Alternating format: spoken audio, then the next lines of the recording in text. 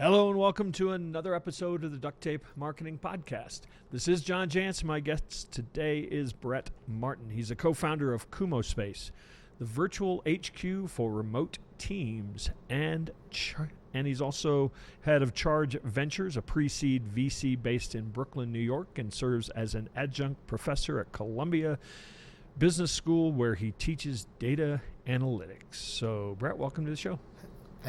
Pleasure to be here. Thanks for having me. I remember the first time I went to New York and I saw Columbia Business School and it said CBS somewhere, and I thought it was like a record company or something. To this day, I tell people I work at CBS, and people think I'm more famous than I am. So let's just start with the obvious. What is Kumospace? I'd love to hear how you describe it to people, because you have to do a little explaining. It's different. It's something that they've not seen before. So how do you describe Kumospace? It's true. Kumospace is something you have to really experience or see to believe, but yeah, it's really it's a virtual office, what we call a virtual office, where remote teams show up to work every day. So in the same way that, we had physical offices that people would commute to, they would work, they would socialize, they might get lunch there, they might play ping pong and hang out with each other, but it was kind of a hub for work. We basically provide the same thing for remote teams. So it's a virtual place, some might say in the metaverse, kind of like a video game world where people can show up and do their work. So teams are collaborating in Kumospace, working on whiteboards together, working in documents and spreadsheets, and also playing little mini games like chess or ping pong, just like in a real office. Would you say that this is decidedly a child of the pandemic, or was this coming anyway? Well, I think sort of the trend toward remote work was already a secular trend before the pandemic. Right. That had been growing for years. There was already this concept called the digital nomad movement, where people realized that if you worked just on the internet, you could really do that from anywhere. Yeah. Hashtag van life, right? Yeah, exactly. And so Right. What I think happened was when the pandemic hit, we took all the tools that weren't really built for remote work. I mean, we had Zoom, and that was to, have conference calls with people across the world, maybe that worked at your same office. And we had Slack, and we used Slack for people that worked in the same building as us. And then we, used them for this new concept of remote work, working from home. It was surprisingly effective, right? But I think now, after a couple years, the cracks are starting to show, right? You've heard about the Great Resignation, and you hear about how everyone's kind of lonely and losing bonds, and there's nothing keeping people at work other than getting, now it's all about just moving from job to job and getting a higher salary, because there's really nothing that ties us to our work anymore. Yeah. You mentioned the Z word. In your mind, does this completely replace Zoom, or is it a supplement? Well, I probably wouldn't be an entrepreneur if I didn't think I was going to take over and eat Zoom's lunch. But, the truth of the matter is that we have teams that both use Kumospace and Zoom. In particular, we are focused on internal meetings. Plenty of people use Kumospace externally. We have guests all the time, but really we're focused more on how Slack has created a place to chat with your coworkers. We're trying to recreate the in-person experience, but bring it online. Yeah, and I think one of the challenges sometimes is, out of necessity, people have tied together, hacked together, or whatever we want to call it, a Zoom and a note taker on Zoom and Slack, and obviously Slack channels have exploded. I guess, how do you talk about the benefits for that distributed team, or for that work from home team? I mean, what's the benefit of adding this? Because in some cases, maybe you're just saying you got to add another tool to the mix, or so I'm sure some people are kind of hesitating and like, oh God, another tool. But so what's the clear and present benefit of adding this to those groups of workers? I think that's a great question, and definitely something people that are paying for these tools, procuring these tools, and administering these tools, they care about. Right. They want to see the value. So the way we think about it is, you always want to have the right medium for the right message. And we have, certain mediums. We have, for text-based communication, we have Slack. For audio-based communication, we have the phone. For video-based communication, maybe we use Zoom. But what's missing, what we have for in-person physical communication is the office. Yeah. Right. And why do we, even though we have Slack and Zoom and the phone, there's a lot of people out there who still feel like we need to bring people back into the physical office.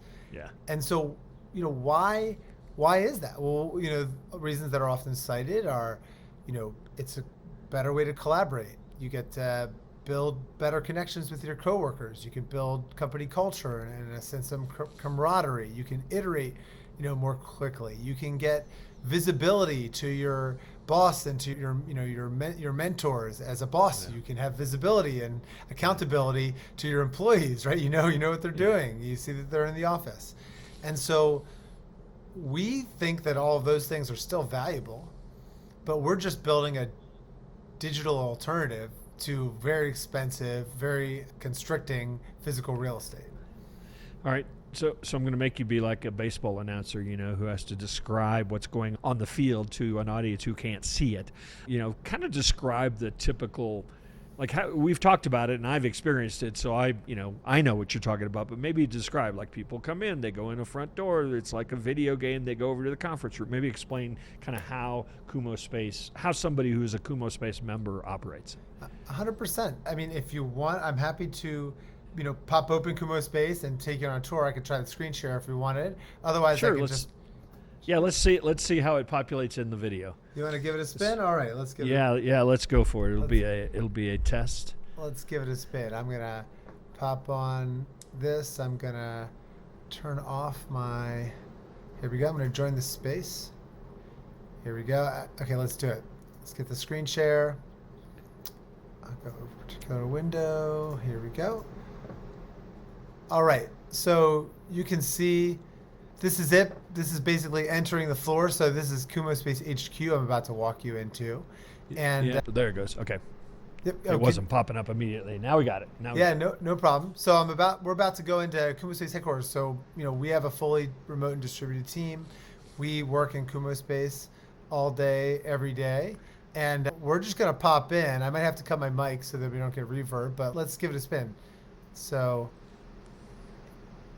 here we are. We just entered Kumospace, and you can kind of see me. There I am on my headphones.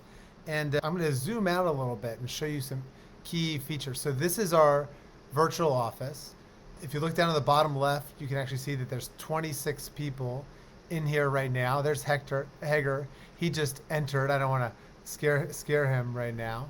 But we can pan up, and there's a bunch of stuff going on in our office, just like you'd expect from a real life physical office. So you can see that kind of David and Yang and Bobby are having a little meeting here in the common area. You can see that over here, this is the design and product pod. There's a bunch of people, Winnie and Alan and Anthony and Tony are all meeting and having what looks like a presentation. Up here in the top left corner of the screen, you can see that Michael and Jordan, here I'll zoom in, Michael Zhu, who's our new intern, and Jordan, one of our new engineers, they're having a little conversation in Michael's office. And then there's people like Ryan that are just kind of posted up in their office, probably cranking away at work. So I'll give you a little bit of a tour. I'll cruise around, and then you can see what's happening. Yeah, you kind of tidied up. You must have known we were coming. This is just life. So here, I'm just going to cruise in, and I'm just going to pop in. You're probably going to see everyone talk to me. Let's see, right here.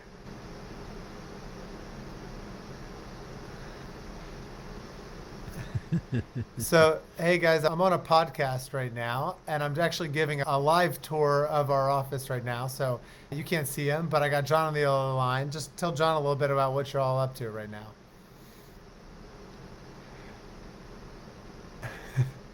Yeah, I'm afraid, Brett, we're not picking up their audio, but it really works with a spatial audio. Like you come in close to somebody, and all of a sudden they can hear you, you can hear them. Oh, okay, got it. Yeah. Hey guys, thanks for letting me interrupt. Thanks for the quick explanation, and we'll roll out. Sorry about that, John. Wasn't sure if it was going to come through or not. Yeah, no, I think this is, obviously this gives people a visual to go by and see how you're moving around and can talk to team members. And, again, for that person that, you think about the distributed teams, if you don't mind, I'll jump to kind of my line of questioning to keep us on time. Do you find in this setting, does it improve communication? Or are you feeling like it's just like for somebody, it just makes it easier for somebody to come bug me? Kind of like in the office, it's like I'm sitting over working and people are like, hey, did you see the game last night? Is it improving it or is that just me? I'm an extrovert or I'm an introvert, so that's just me. An introvert with how many hundreds of podcasts on your belt? That's right. Look, I think that we're trying to give you the benefits of the physical office, but also leverage the power of the internet, right? Yeah. So, one of the cool things about the internet is that it's infinitely replicable space. I can build an office for 10,000 employees. I can build you, hundreds of different floors, 100 different floors for your 10,000 employees all across the world. You can have really rich analytics about what type of person, responds well to different types of things. I think that historically, the office has been a one-size-fits-all solution, right? Yeah. You have a physical office, and no matter who you are and how you like to work, whether you're an engineer and you need your quiet time or you're a salesperson and you like the heat of the boiler room, right? The physical office wasn't very flexible. It's expensive and to move around physical matter. But the benefits of the virtual office and what we've learned about remote work is that actually remote work is different for every person, right? So if you do sales or if you do engineering, but rather also it's like, what type of apartment do you have? Do you have plenty of space to work in, or are you wedged in with your girlfriend and you're both trying to do 10 hours of conference calls over the course of the day? Or maybe you're a parent, right? And maybe you need the office to, get some space and have some place to get away from your kids so that you can actually do some work, right? And so what we've realized is that actually in remote work, it's all about personalization and capturing exactly what that person needs to do their best job. And so we think that Kumospace is the right tool because we actually can customize our virtual spaces to work for all different types of people and different types of work. Are there any surprising uses? I'm sure you kind of said, here's how people are going to use it. We'll build it like that. Are you seeing some people go, oh, here's how we can use it? Oh, I mean, we learn from our users every day. And to be honest, when we started, we knew that there was a problem with online, we knew there was a problem with group video chat, essentially. We knew that this Zoom, format of one person broadcasting and everyone listening and turning off their screens and turning off their audio, it really didn't lend itself to the real time video, right? It's fine. I mean, I could watch most Zoom conference calls. I could probably watch a recording of and be just as good. And so we knew that there was probably a more participatory way of building video chat, but we didn't know what people were going to use it for. So it turns out that people have had weddings in Kumospace, people have had funerals in Kumospace, people have had graduations, people do corporate recruiting in Kumospace, people have had large conferences and happy hours and game nights and all sorts of things. And we just realized that as our own team, what we really missed was a place to show, as a remote team, what we were really lacking is like a place to show up and connect with our coworkers on a daily basis. And so that's where we just decided to focus our work. What are some of the other toys you've built in? I know when you gave me a demo, there's a whiteboard functionality. I think you have some team building like games that can connect. What are some of the kind of toys that maybe might help not only communication, but maybe culture? Well, that's one of the kind of crazy parts about Kumospace is that our average virtual office user uses Kumospace for more than 5 hours a day. So people are living in this office in the same way that they do in a real physical office. And so when you have that much of people's time and attention, really the possibilities are infinite. So yes, we obviously have productivity tools, we have whiteboards, we have sort of integrations where you can, stream Google documents and spreadsheets, and you can integrate with your, productivity tools of choice. Like if you're using Figma, which is a design tool, or you're using Jira, which is, task management. We have all of that. But what we think makes Kumospace really interesting is playing with the skeuomorphism of a virtual office and integrating in a way that sort of you can't really get out of Zoom and Slack. So in Slack you can tie it to your POS system, your Shopify, and you can get a little notification anytime a customer signs a contract, right? But in Kumospace you can tie your CRM to the Gong app that we have, and it rings a gong in the office and it plays the name of the salesperson that sold that. And if you think about, we're really not making up anything here. This is already happening in physical offices. You already have salespeople ringing the gong, and you already have dashboards talking about kind of core KPIs for the company. But we're just bringing that into a virtual space and doing it in a kind of a fun, human way that you're not getting from your Slack or your Zoom. One of the things I'm guessing was a decision, and maybe it was a visual decision or a design decision as opposed to a technology decision. Decidedly, as anybody who was online looking at what we showed there, decidedly lo-fi graphics, kind of Super Mario, game mechanics. Is that a technology choice or is that a design choice? So, we actually think that rich graphics are a fun place. Believe it or not, there's actually a lot with lower-fi. There are, some other people in the market that have even lower-fi, or actually don't even believe in the concept of having a virtual office that you can decorate. One thing I would say that differentiates us is that we're actually often referred to as a kind of the most professional virtual office, and in part that's because you are your avatar. So in Kumospace, your video, you are your avatar. Some other places use, kind of cartoons or cartoon faces or video game characters, and we don't do that because we want you to be the player. You are the player in Kumospace, and we want it to be professional. So we think it's a balancing act between professionalism and making it fun and making it engaging. Yeah. So let me give you the one pushback I can almost probably hear from people who are invited by their company into, we're going to hang out now in this space. Oh, yeah, so now you can watch everything I do all day.